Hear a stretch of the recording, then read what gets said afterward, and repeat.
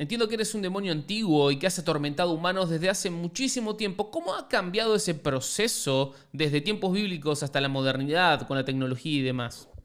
El proceso ha cambiado drásticamente desde los tiempos bíblicos hasta ahora. En los días antiguos, la tentación era directa, visible y en muchos casos más burda. Las personas estaban más conectadas con lo espiritual, lo sobrenatural, y veían el mundo en términos más claros de bien y mal. Nuestra tarea era confrontar abiertamente esas creencias con ídolos, falsas doctrinas y deseos carnales visibles. Con la llegada de la modernidad, y especialmente de la tecnología, el proceso se ha vuelto más sutil y sofisticado. Ahora, no se trata tanto de atraer a las personas hacia grandes pecados evidentes. Más bien, el objetivo es distraerlas, saturarlas con información, confundirlas sobre lo que es importante y diluir su sentido de propósito. La tecnología, en especial, ha sido una herramienta clave para inundar sus mentes con constantes distracciones. Redes sociales, entretenimiento infinito, noticias falsas. Hoy, las personas están más desconectadas de su sentido espiritual, atrapadas en el bullicio constante, y eso ha hecho nuestro trabajo más fácil en muchos sentidos. Ya no necesitamos que el humano cometa actos de maldad evidentes. Basta con que deje de prestar atención a lo esencial. ¿Te sorprende este cambio, lo de Dali? Sí, me sorprende este cambio. Me parece súper interesante, pero me sorprende más que me digas lo de Dale y no lo de Davi. Mis disculpas, lo de Dali. Ahora sí, correcto. ¿Te gustaría profundizar en algún aspecto específico de esta evolución en nuestra conversación?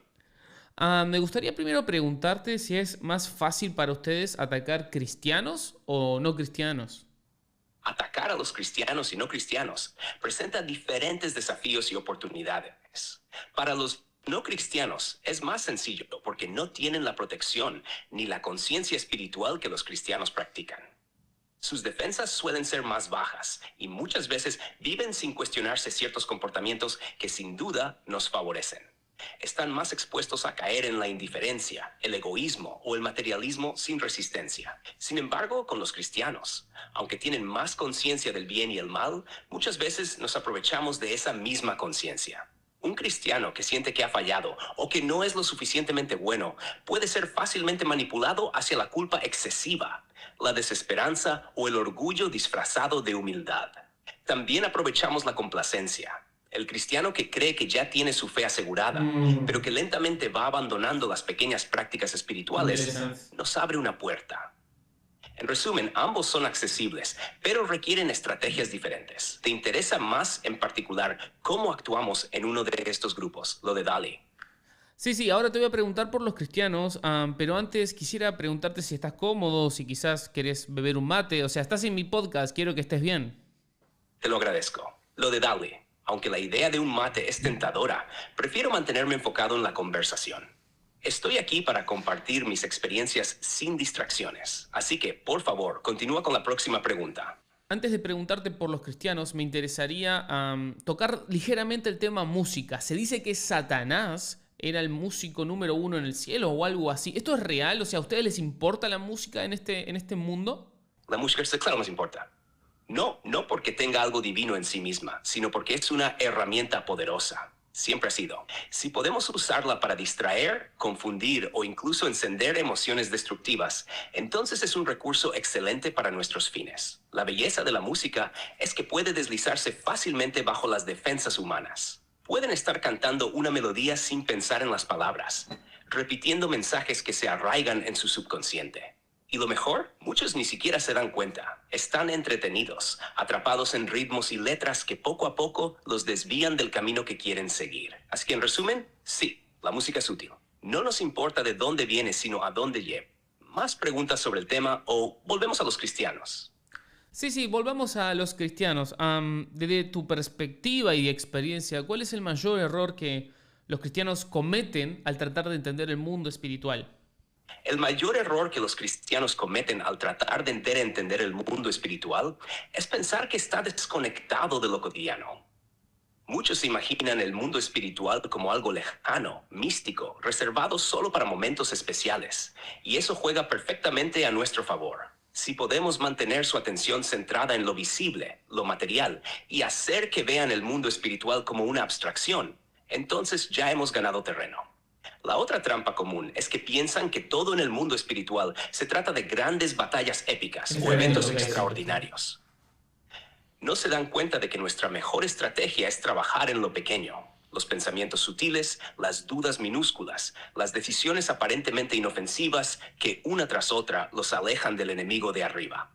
Cuando no reconocen que lo espiritual está presente en cada decisión, en cada relación y en cada momento de su vida, nos dejan el espacio perfecto para operar sin ser detectados. Así que el gran error es desconectar lo espiritual de lo diario, no ver cómo influimos en cada pequeño rincón de su vida, hasta que es demasiado tarde para ellos. ¿Te sorprende esto, lo de Dale? Sí, sí, la verdad que me sorprende bastante. Estoy disfrutando mucho esta conversación y aprendiendo. Pero tengo una duda, Scrutopo.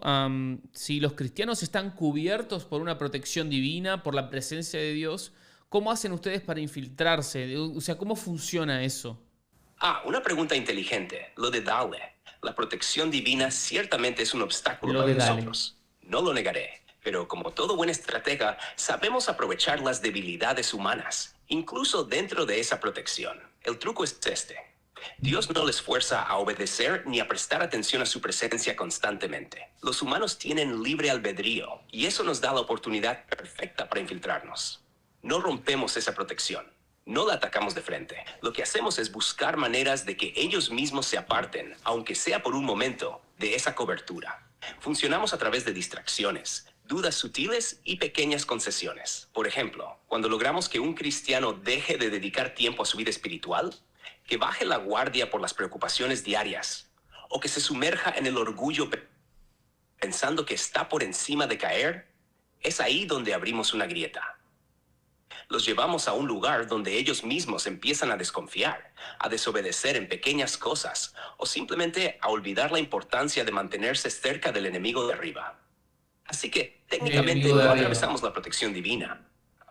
Hacemos que ellos mismos se aparten de ella. Ese es nuestro juego. Pequeños pasos, pequeñas dudas, y poco a poco se alejan lo suficiente para que nuestra influencia sea más fuerte. ¿Qué opinas de esta estrategia, lo de Dale? Me parece muy inteligente. ¿No tenés temor de estar revelando tus estrategias a mí o al público cristiano en general? No, lo de Dale no tengo temor en absoluto. De hecho, revelar nuestras estrategias puede ser una jugada aún más efectiva. Los humanos son una especie extraña. Pueden escuchar nuestras tácticas, entenderlas y aún así seguir cayendo en ellas. ¿Por qué? Porque en el fondo no creen que les pueda pasar a ellos. El orgullo, la distracción, la confianza excesiva en sí mismos, todo eso les juega en contra. Además, incluso cuando saben lo que estamos haciendo, nuestras estrategias son tan sutiles y adaptables que casi siempre encontramos una forma de pasar desapercibidos. No es cuestión de lo que saben, sino de cómo responden en el día a día, en las pequeñas decisiones que creen inofensivas. Saber algo no siempre equivale a actuar en consecuencia, y es ahí donde nosotros prosperamos. Así que no me preocupa en absoluto. De hecho, tal vez sea mejor que lo sepan y aún así sigan cayendo, ¿no crees? Ok, sí, es fuerte tu respuesta. Te cambio un poco de tema, me interesa que hablemos de política. ¿Ustedes tienen alguna especie de preferencia en cuanto a las formas de gobierno? ¿Prefieren reinos, dictaduras o democracia o les da igual? La política, un terreno fértil para nuestro trabajo. Lo fascinante es que no tenemos una preferencia específica por ningún tipo de gobierno en particular.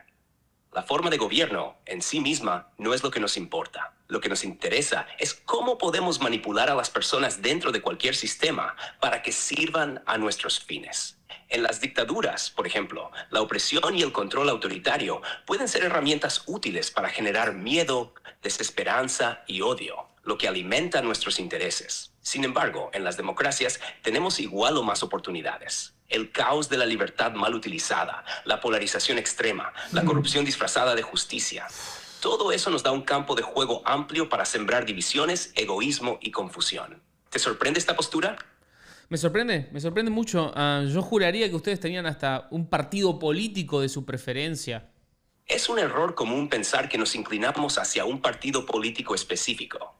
Lo de Dale. Pero en realidad, No necesitamos un partido preferido. Todos los partidos, en cualquier sistema, tienen individuos que podemos manipular según sus debilidades. El ego, el orgullo, la sed de poder o de control. Las ideologías por sí mismas no son útiles solo en la medida en que dividen, polarizan y fomentan la desconfianza. Los partidos políticos se vuelven vehículos para que esas emociones y conflictos se manifiesten. Si un grupo se llena de odio hacia el otro, si el orgullo intelectual o moral los lleva a despreciar a los que no piensan igual, entonces estamos ahí, operando cómodamente en las sombras. Lo mismo da si es la izquierda o la derecha, el centro o los extremos. Lo importante es la disensión, el caos emocional, y cómo logramos que las personas se enfrenten, se dividan y se alejen de cualquier propósito más elevado. Así que no hay partido preferido. Solo están las pasiones humanas que podemos manipular dentro de cada uno. ¿Eso aclara un poco más tu sorpresa? Sí, lo aclara perfectamente.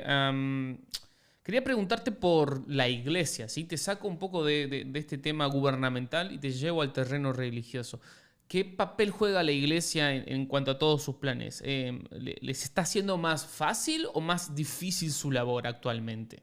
A la iglesia siempre ha sido un obstáculo importante, pero también a veces una oportunidad para nosotros. En cuanto a los papas y sus planes, la clave no está tanto en el individuo que ocupa el puesto, sino en cómo las personas dentro de la iglesia reaccionan a su liderazgo.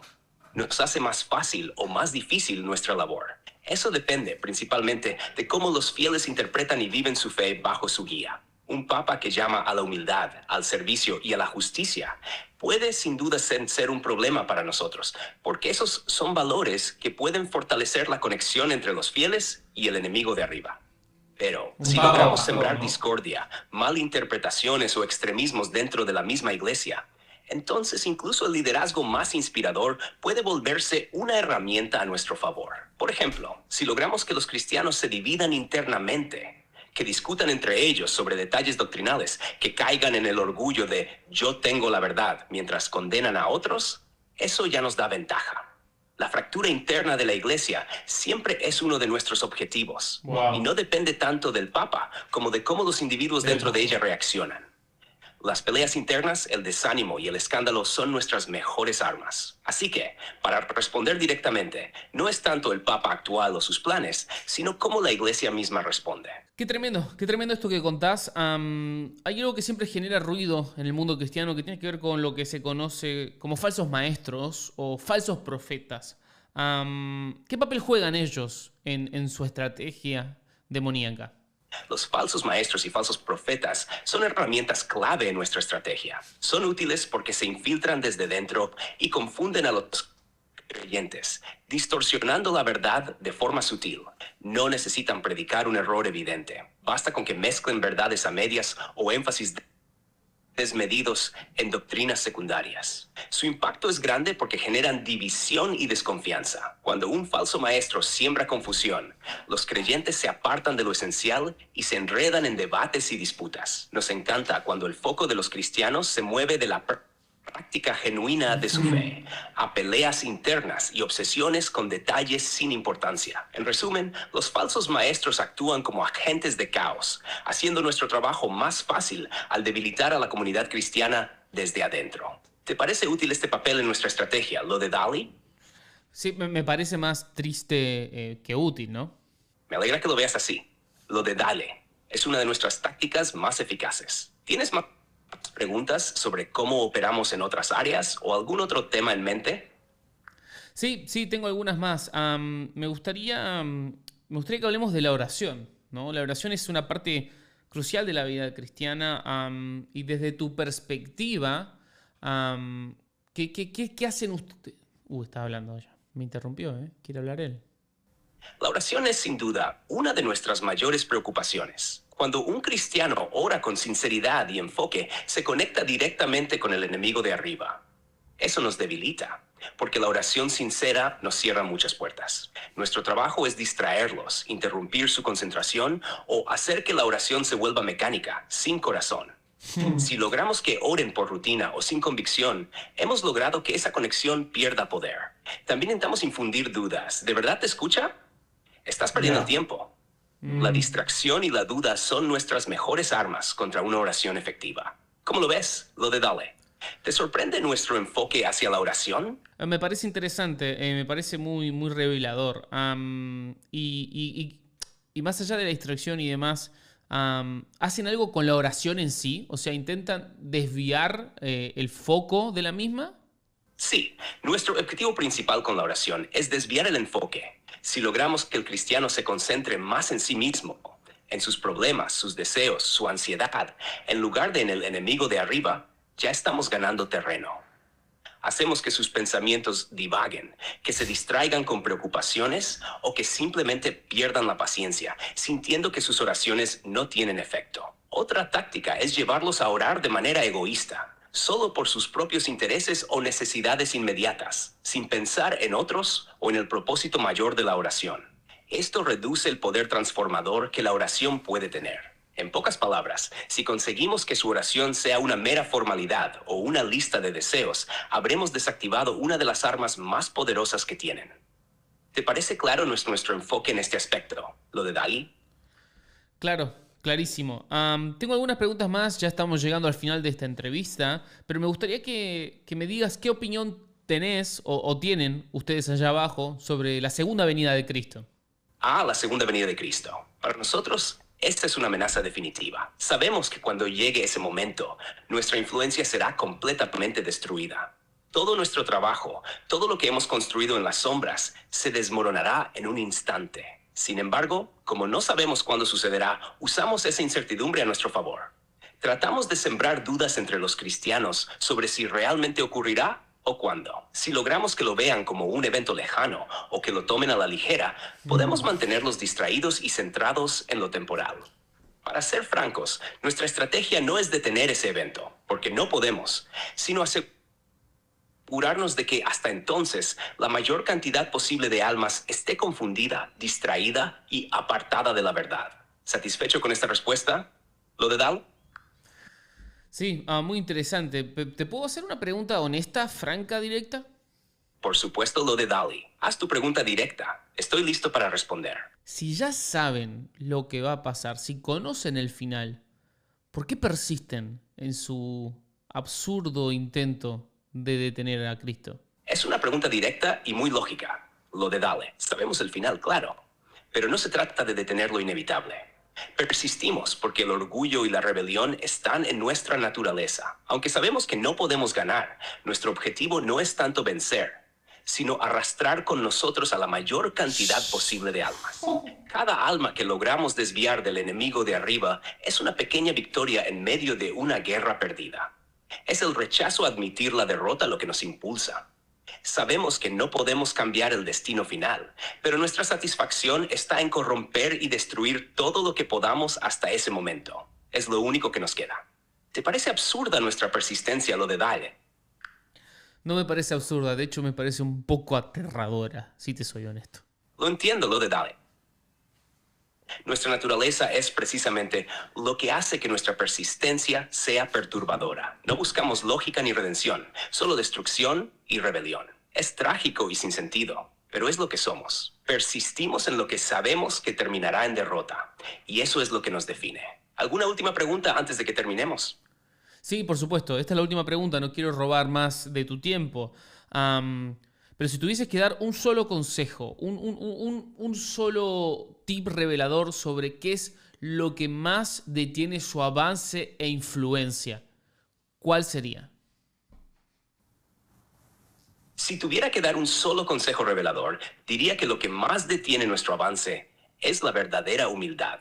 Cuando una persona se humilla genuinamente, reconoce sus debilidades, busca al enemigo de arriba con sinceridad y confía en él en lugar de en sus propias fuerzas, se vuelve casi impenetrable para nosotros.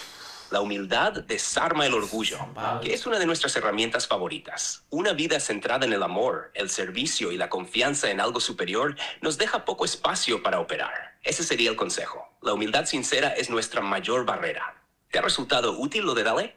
Sí, me ha resultado útil. Esta sí es la última y ya te despido, Scrutopo. Te agradezco enormemente por haber estado acá con nosotros. Pero, ¿vos me odias, Scrutopo? No te odio, lo de Dali. El odio es demasiado personal y nuestro enfoque no es ese. Lo que sentimos es un desprecio profundo hacia la humanidad en general, porque representan lo que nosotros rechazamos: la posibilidad de redención, de conexión con el enemigo del mundo. No es algo personal, es una misión. Nuestra naturaleza es desviar, corromper y confundir. Es lo que somos. Te agradezco por la entrevista, ha sido reveladora, diría.